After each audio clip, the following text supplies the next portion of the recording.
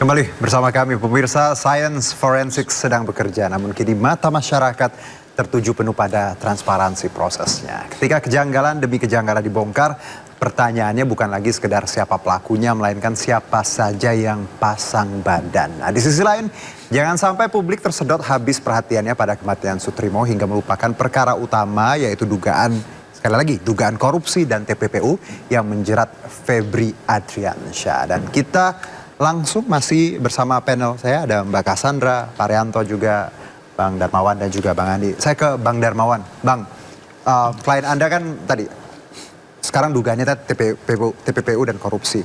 Ketika ada kasus ini, apakah menurut Anda ya, posisi klien Anda semakin terpojok, plus juga publik kan tertujunya pada Sutrimo nih untuk saat ini ya. Ada juga yang bilang, jangan fokus ke Sutrimonya deh, kita fokus ke Pak Febrinya, takutnya ini pengalihan isu. Tanggapan Anda, Bang? Ya, saya mulai dari menyambung Mbak Cassandra tadi.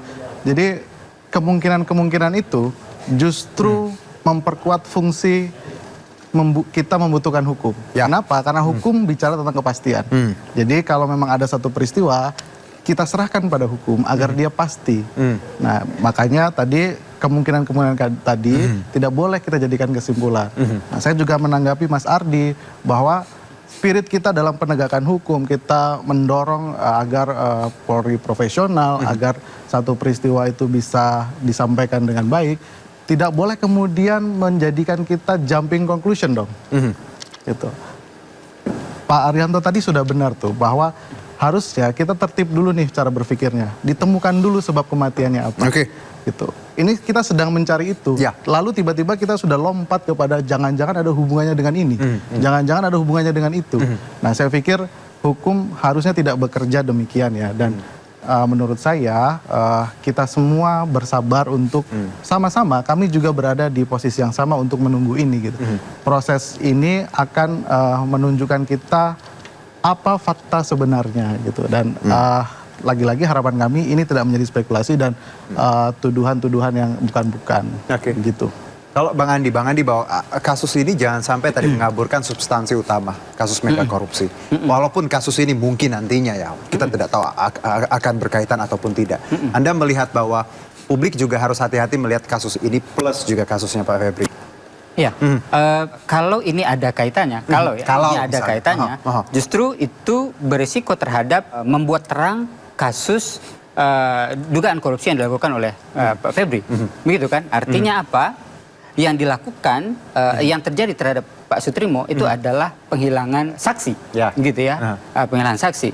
Nah, tapi lagi-lagi, ya memang ini bukan public jumping into conclusion, tetapi ini adalah dugaan-dugaan publik yang saya kira itu cukup beralasan, begitu ya, bahwa dari satu peristiwa hukum dan kemudian ada peristiwa lain yang juga itu diduga memiliki kaitan dengan atau peristiwa hukum juga begitu. Kemudian publik mengaitkan itu sangat beralasan, cukup beralasan. Nah, tinggal itu adalah yang diuji adalah aparat penegak hukum kita apakah bisa menjelaskan, membuat terang hal ini semua kepada publik bahwa tentang apa yang terjadi terhadap Pak Sutrimo dan juga penegakan hukum terhadap kasus Pak Febri itu juga berjalan secara akuntabel dan terbuka. Begitu baru publik percaya terhadap kinerja aparat penegak hukum kita. Tetapi ketika kasus kematian Pak Sutrimo ini gelap, kemudian juga pertanyaan-pertanyaan dalam kasus Pak Febri yang korupsi itu juga masih memiliki persoalan. Ini tentu akan Bang Andi, kalaupun skenario gini Bang, nanti pun misalnya hasil ini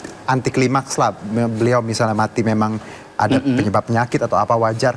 Apakah publik bisa menerima ini? Karena gini, ada anggapan bahwa terlalu kebetulan atau naif kalau pekerja ya seorang bos yang kena kasus tiba-tiba mati gitu. Ya, sepanjang sesuai dengan penalaran publik yang wajar, publik pasti akan menerima.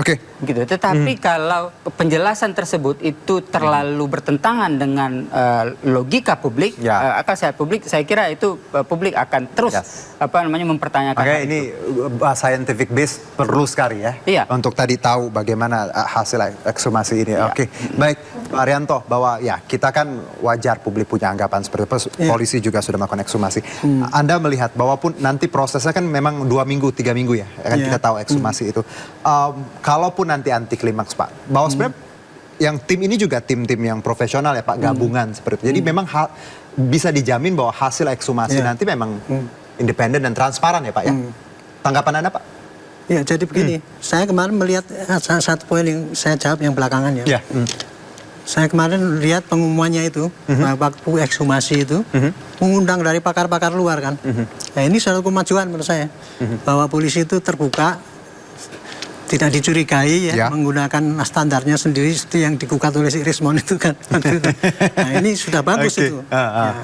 Tapi kemudian ini ya, sekarang ini tugas polisi adalah seperti tadi menjawab Pak Andi tadi mengatakan kalau publik itu sesuai dengan penalarannya itu pasti tidak akan gugat.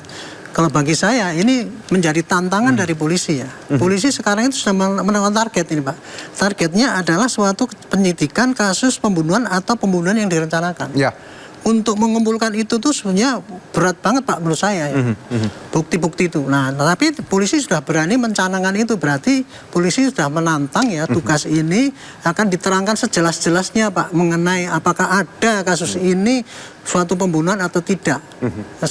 Makanya sekarang ini polisi ya kerjakan semua. Ekshumasi ini bagi saya menurut hemat saya dia tidak terlalu diharapkan dari hasil ini doang. Tapi yang diharapkan adalah tadi itu dari jejak digital, kemudian jejak psikologi tadi yang itu yang nanti pasti akan diungkap. Hasil ekshumasi mati wajar ataupun tidak wajar itu bagian kecil daripada untuk membuat terangnya perkara. Kenapa bapak ini meninggal, kan baru satu langkah aja. Jadi, oh ini meninggal karena ini, baru satu itu.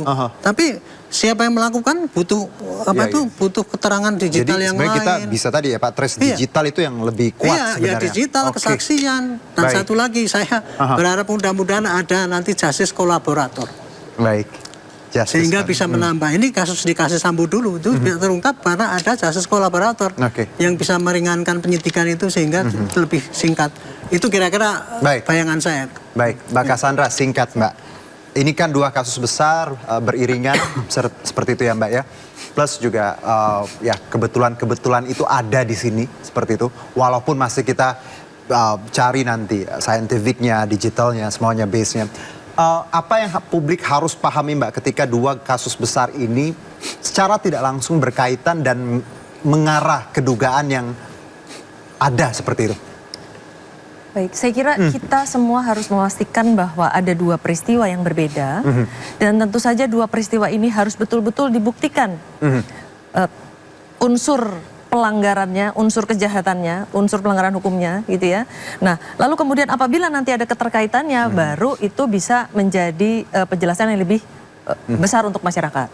Tetapi sekali lagi kita tentu berharap bahwa apapun yang dilakukan ini adalah juga untuk memenuhi rasa keadilan tadi kalau saya bicara Bapak dengan Bapak di balik layar ini gitu ya. Bahwa polisi itu juga pasti bekerja tidak hanya untuk memastikan keamanan negara tetapi juga untuk rasa keadilan bahwa di satu titik ada keluarga yang kehilangan dan tentu saja harus dipastikan apakah memang ada kondisi-kondisi atau situasi-situasi yang patut diduga sebagai sebuah pembunuhan yang membuat seseorang kehilangan nyawanya.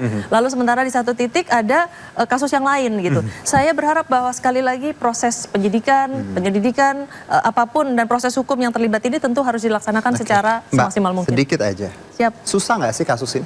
Atau gampang sebenarnya? Kalau menurut saya sebenarnya mudah ya Pak ya.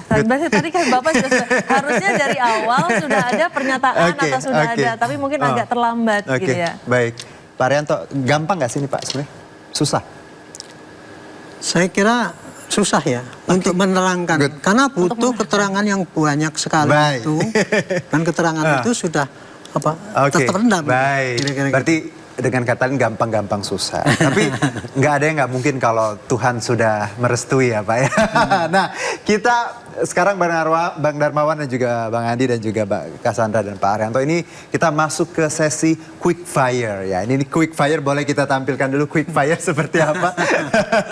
Nah, yes, quick fire ini ya gampang sebenarnya Bang Darmawan. Saya tanya jawab aja. 1-2 kata, nggak perlu dijelasin, ya, karena ini akan menguji psikologi kita. nggak bercanda. Nah, saya akan coba ke Pak Arianto dulu, Pak. Anda yakin Polri dan jajarannya mampu menjawab puzzle ini terkait kematian? Sangat mungkin. Sangat mungkin. Ya. Mantap. Nah, saya ke Mbak Cassandra. Mbak Cassandra ini kalau, ke Bang Darmawan dulu. Bang Darmawan, Anda siap ya dan tim untuk membuktikan kebenaran yang sebenar-benarnya? Siap. Siap, mantap.